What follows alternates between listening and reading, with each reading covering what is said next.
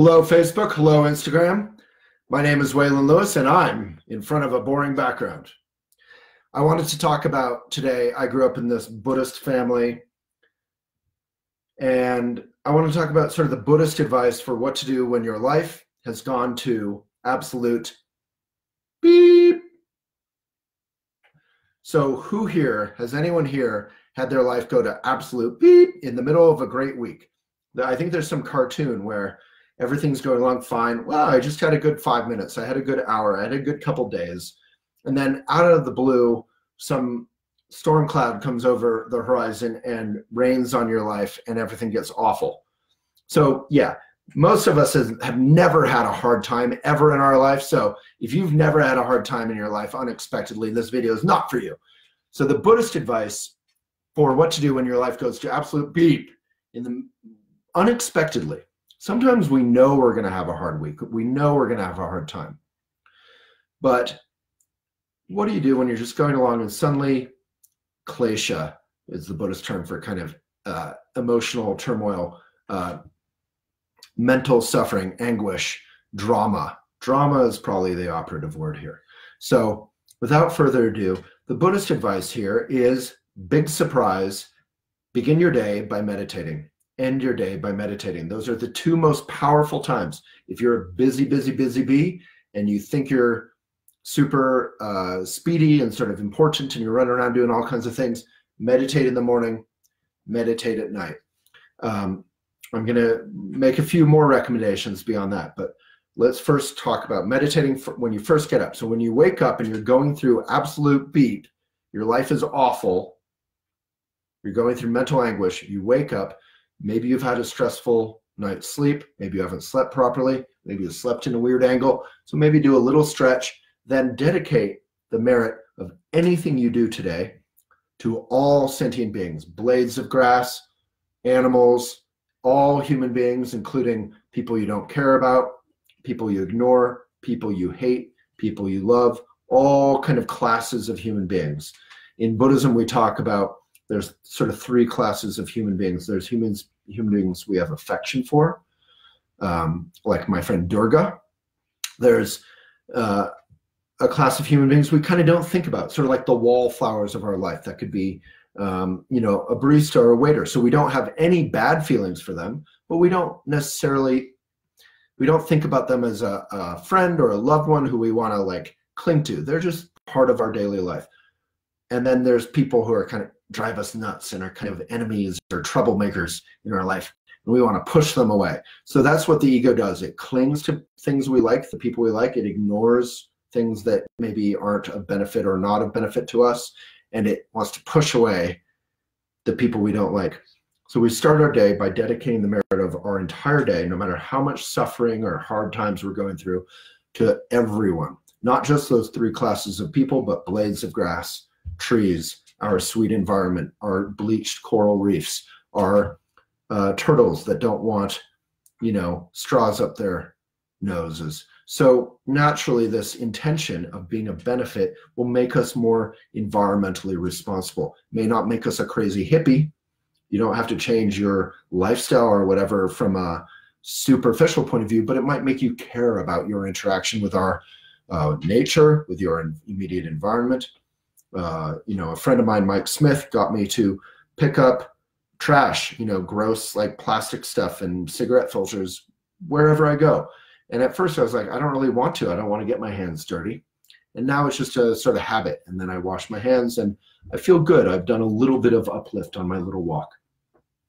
So you begin with a bow, dedicate yourself to the merit of all sentient beings. Just that, turning the flower outward, as they talk about in Buddhism, is incredibly powerful. I think Eleanor Roosevelt said, if you're going through a tough time, redouble your efforts, focus on being a benefit to others, and it will flip your attitude out.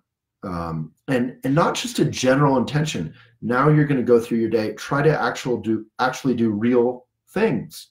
Not just this isn't some little vague spiritual exercise. We actually want to walk our talk, which is the name of Walk the Talk Show, my little video series. So we want to walk our talk by actually being a benefit, but again, begin with that intention.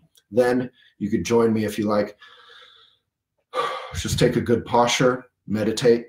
Of course, in the morning, in the evening, you're going to meditate for 30 seconds, a couple minutes, 5 minutes, 20 minutes, an hour, whatever length of time you need until you're grounded. When you're going through hell, you're having a bad time, you might need a little longer to get fully present. So find your breath. Eyes are open because we're mixing our meditation with our daily life and our experience. We're not trying to separate it. Nothing wrong with having your eyes closed in other practices. In this particular practice, we want to mix our meditative mind with our life.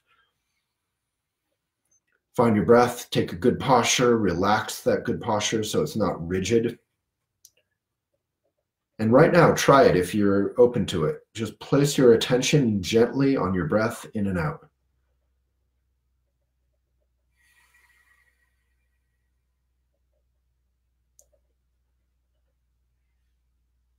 If you find your shoulders are tight, or you hear a background noise, or you start thinking about cookies or dinner, or a fight you had, good or bad, happy or sad, just notice that I'm thinking and return your attention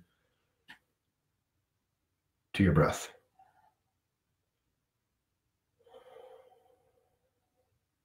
And if you do that for a couple of minutes, a kind of magical thing happens. It's not really a switch. It's more like the momentum changes from the bias of your mind being caught up in the drama of your life to the bias of your mind wanting to come back to the present moment. The present moment isn't some big spiritual thing. The present moment is right now, right now, right now. You can't hold on to it right now. The wonderful thing about the present moment is you can't hold on to it. It keeps continually unfurling and refreshing. So with the bias of your mind that was caught up in the drama of your awful, no good, very bad week, your grumpiness, your drama, the bias of your mind is now to come back from that into the present moment. And the present moment, as I have said, actually here's the cup, is the present moment is where the brilliance happens. In case you think I'm incredibly vain, you're right. That said, I did not put my own quote on a mug. This was for one of my birthdays made by my very sweet staff. But yeah, the present moment is where all the good stuff happens. If you're eating the best food on earth, but you're not present, you might as well be eating McDonald's or whatever. It doesn't matter. If you're making love to the love of your life, but you're not present, you might as well, have your head stuck in the sand. So you got to be present. And if you're having a really hard time, and this is a little tricky, if you're having an awful, awful poopy week, it actually helps to be present even then. It might make you feel the poopiness more. You're not suppressing it with watching 4 hours of Netflix or eating a bucket of ice cream and watching 4 hours of Netflix, which is my normal attitude toward my klesha. I push my klesha over here. I get my bucket of vegan ice cream that's organic and local, of course, in a compostable container. And I suppress my problems and just eat ice cream and watch Netflix. That can help. It's always nice to breathe out your problems and sort of give yourself a break, maybe take a bath, whatever. But it's really helpful to actually face the music, be present with the tough times. And then if you're being spacious, you're meditating, you're not multitasking all day, your mind, your heart, your breath will get you through. I think there's this famous quote, I think it's Robert Frost. If you're going through hell, keep going. I love that quote. So if you're going through hell, you don't just try to get out. Obviously, it's good to get out of a bad situation. If you're going the wrong direction in life, maybe back up. But there's this quality of, if you're going through tough times, you kind of just open up in a vulnerable and brave way. And that's what Trungpa Rinpoche, the Buddhist fellow, called warriorship. Warriorship isn't machismo. Warriorship is being willing to go forward in a vulnerable and brave way. So there's a lot of other techniques and practical tips for what to do if you're having a poopy week. And it's on youtube.com/elephantjournal. Just search, I think it's like top 10 things to do if you're having a week. Something like that. Is that right? So thank you, everyone. Big love to you. I'm going to leave it at that. Keep it simple. Thank you so much.